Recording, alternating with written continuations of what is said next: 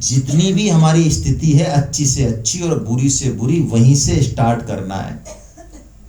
और जैसे ये बात समझ में आ गई कि ये मनुष्य शरीर बिल्कुल पता नहीं है कब चला जाएगा। अभी तक तो बुद्धि से तो पता है कि है, कहने को तो हम, अरे भाई साहब क्या भरोसा है मनुष्य जन्म का, 1 सेकंड में चला जाए, डायलॉग तो हम मारते रहेंगे। लेकिन जिस दिन यहां से उतर के डायलॉग यहां आ जाएगा ना, उस दिन हमारे जीवन के बारे में सोच, इसकी स्टाइल, सब कुछ बदल जाएगा, तुरंत बदल जाएगा। जब तक तो डायलॉग चलेंगे, जिंदगी वही चलेगी ढर्रे पे। जिस दिन ये यहां आ जाएगा, उस दिन हमारा एक एक, मैं आपसे कहूं, यदि कोई ज्योतिषी हमसे कह दे कि मात्र 7 दिन है हमारे पास, और उस ज्योतिषी की बात कभी फेल नहीं होती। पहले भी उसने 3-4 लोगों को कहा था तो विकेट उड़ गए उनके, और वो कहते हमारे घर पर, अरे भाई साहब हाँ क्या हो गया, अरे यार क्या छोड़ो, अरे नहीं भाई साहब आपकी रेखा बता रही है मात्र 7 दिन है। तो बोलो अब जिंदगी में क्या चल रहा है? अब बोलो किसी से बहुत ज्यादा एलर्जी हो रही है, पत्नी बुरी लग रही है, अब सुई अटक गई। बस तो जिस दिन ये सुई अटक गई लाइफ की कि ये मनुष्य जीवन बहुत दुर्लभ है, ये हमको जो धन मिला, पद मिला, ये सामर्थ्य मिला, ये मौका मिला, ये इसीलिए मिला कि हम कर्म योग का आचरण करें सबके प्रति, परिवार में, परिवार के बाहर, जहां भी जो कुछ है, जो भी रिश्ते नाते हैं, ये सब कर्मयोग के लिए ही हैं। सारे रिश्ते हमारे, सारे रिश्ते, पति पत्नी, सास ससुर, भाई बहन, सारे रिश्ते कर्मयोग के लिए, सेवा के लिए हैं, और कोई इनका दूसरा उपयोग नहीं है। ये सुख भोग के लिए कतई नहीं है, तो कर्मयोग चालू हो जाएगा। फिर जीवन में दुख आए चाहे सुख आए, कोई फर्क पड़ने वाला नहीं। अब भगवान इस कर्म योग की जो मुख्य बात है वो बता रहे हैं। ये आपने सबने सुना होगा, ये श्लोक बड़ा फेमस है, लेकिन इसको हम थोड़ा अलग तरीके से समझेंगे। कर्मण्येवाधिकारस्ते मा फलेषु कदाचन मा कर्म फल हेतुर्भू मा ते संगोस्त्वकर। 4 चीजें हैं। कर्म फल में तेरा अधिकार नहीं। मिलेगा कि नहीं मिलेगा? हाँ मिलेगा तो सही, मिलेगा ही, बच नहीं सकता। मर्डर करेंगे तो फल बच ही नहीं सकते, लेकिन अधिकार नहीं है। क्या करें भगवान? हाथ में नहीं है हमारे। तो जो चीज हाथ में नहीं है उसके बारे में चिंता करनी चाहिए कि नहीं करनी चाहिए? नहीं करनी चाहिए। क्या मतलब? पहली चीज कर्म में लगे, परोपकार में लगे, प्रोजेक्ट में लगे, एग्जाम में लगे, कहीं भी लगे, तो उसके फल में हमारा अधिकार, पहली चीज है ना। दूसरी चीज मां कर्म फल हेतुर्भू, बहुत इंपॉर्टेंट बात। हम जो कर्म कर रहे हैं उसका ड्राइविंग फोर्स क्या है, ये चेक करना है। नौकरी क्यों करनी? पैसे कमाने, गाड़ी खरीदनी, ऐशो आराम करना है, बस। हाँ बस, तो बस हो गया काम। फिर तो अब कितनी भी बढ़िया मिले नौकरी, चाहे घटिया मिले, पतन होना है। परोपकार क्यों करना? अरे भाई साहब लोग जाने हमें, हम भी कोई चीज है, थोड़ा फैटा फैटा बांधे, चीफ गेस्ट बनाए और मिले तो कहें भाई साहब क्या आदमी हो यार, आप तो गजब के बंदे हो यार, इतना खाना, इतना दाना, इतना पानी, इतने कंबल यार, इतने मरीजों को यार आपने लठ गाड़ रखा है, गजब यार भाई। और ऊपर से अंदर से फूल के कुप्पा हो रहा है, और ऊपर से कह रहे भाई साहब कुछ नहीं है, हम सब भगवान की कृपा है, कुछ नहीं है, कुछ नहीं है। और कोई कहते हाँ तू है क्या, मच्छर साढ़े तेरे हाथ में क्या है, तेने थोड़ी किया है। तो भाई साहब उनका वो सांप वाला रूप भी देख लेना फिर आप।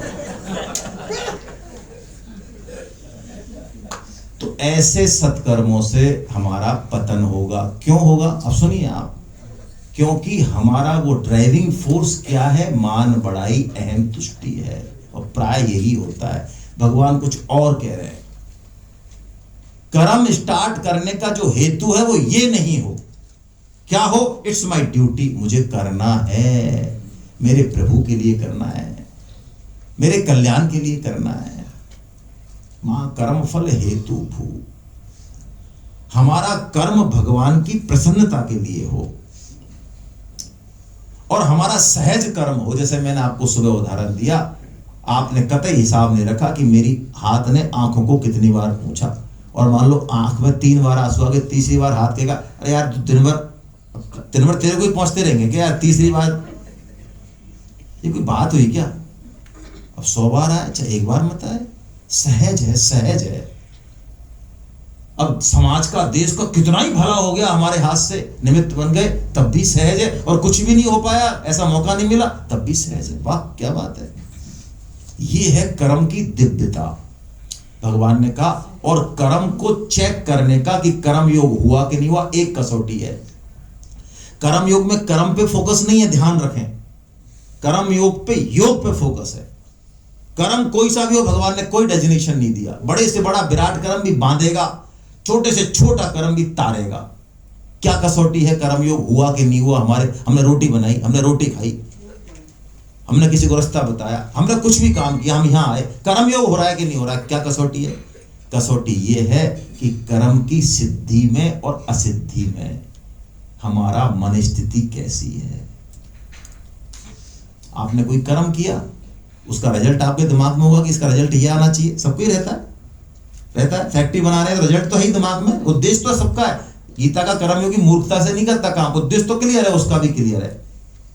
तो वो जो फल है, वो जो उद्देश्य है, वो मिला या ना मिला, दोनों कंडीशनों में जरा अपने आप को चेक करें कैसी स्थिति है।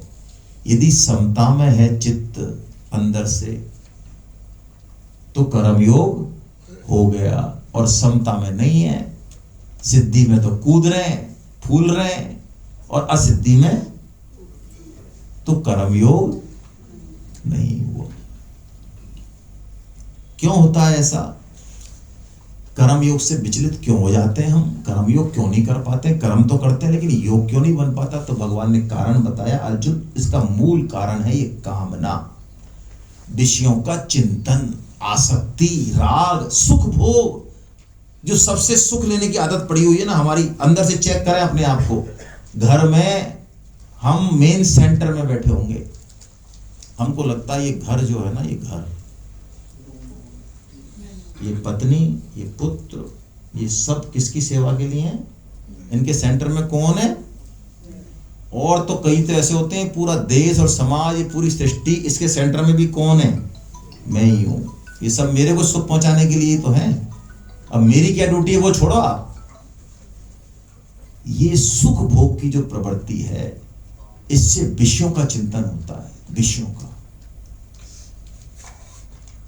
तो विषयों के चिंतन से क्या होता है? देखिए कितना प्यारा श्लोक है।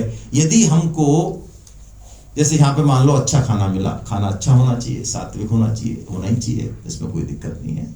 लेकिन रात को वो खाना याद आए आपको, और कल भी आप कपूर साहब पे जो लड़ जाओगे, नहीं यार कल जैसा ही चाहिए, तो इसका मतलब है ये विषय चिंतन हो रहा है। अब हमारा विषय का भोग, चाहे वो जिस भी इंद्रियों का है, किसी भी इंद्रिय का है, 2 इंद्रियां प्रमुख हैं, रसनेन्द्रिय और जननेन्द्रिय, यही पतन कराती है ज्यादातर। इनका भोग में यदि वृत्ति फंसी हुई है और भोग भी नहीं मिल रहा है, सिर्फ कल्पना है, बस चिंतन चल रहा है, इस चिंतन से सर्वनाश तक कैसे पहुंचा जाता है, ये 2 श्लोक बताते हैं, अद्भुत श्लोक है। और ये पढ़ने में और समझने में टाइम लगता है, लेकिन स्वामी जी कहते हैं ये जो प्रोसेस है इतनी तेजी से घटता है कि पता ही नहीं चलता है लाइफ में। ध्यायतो विषयान् पुंसः संगस्ते सुपजायते संगात् संजायते कामः कामात् क्रोधो विजायते क्रोधात् भवति सम्मोहः सम्मोहा स्मृति विभ्रमा स्मृति भ्रंसाद बुद्धिनाशो बुद्धिनाशात् प्रणश्यति। खत्म। विषयों के चिंतन से आसक्ति पैदा हुई, आसक्ति से कामना हुई, कामना में बाधा आई तो क्या हुआ? क्रोध। और क्रोध से क्या हो गया? सम्मोह। सम्मोह मतलब अब हो, जैसे क्रोध हो जाता है, हमको पता ही नहीं है आसपास क्या हो रहा है, किसके लग गई, कौन मर रहा है, गिर रहा है, कुछ नहीं पता। जब क्रोधित होता है आदमी तो सम्मोह हो जाता है। मोह से भी तगड़ी चीज है सम्मोह। और सम्मोह से क्या होता है, स्मृति नष्ट हो जाती है। मैं कौन हूं, मुझे क्या करना चाहिए, मैं इतना बड़ा अधिकारी हूं, या मैं इतना ऐसे परिवार से बिलोंग करता हूं, मैं ऐसे घटिया काम कैसे कर सकता हूं यार। स्मृति नष्ट हो जाती है। और स्मृति नष्ट होने के बाद बुद्धि यानी कर्तव्य और अकर्तव्य की परिभाषा खत्म और सत्या। कहां से शुरू हुई कहानी, सिर्फ विषयों के। इसका मतलब देखिए, अब वैसे समझ में नहीं आएगा, गीता की पूरे जब सिस्टम से पढ़ते हैं तो समझ में आता है। गीता में कहा जाता है रबड़ी जरूर खाइए लेकिन प्रसाद बुद्धि से खाइए।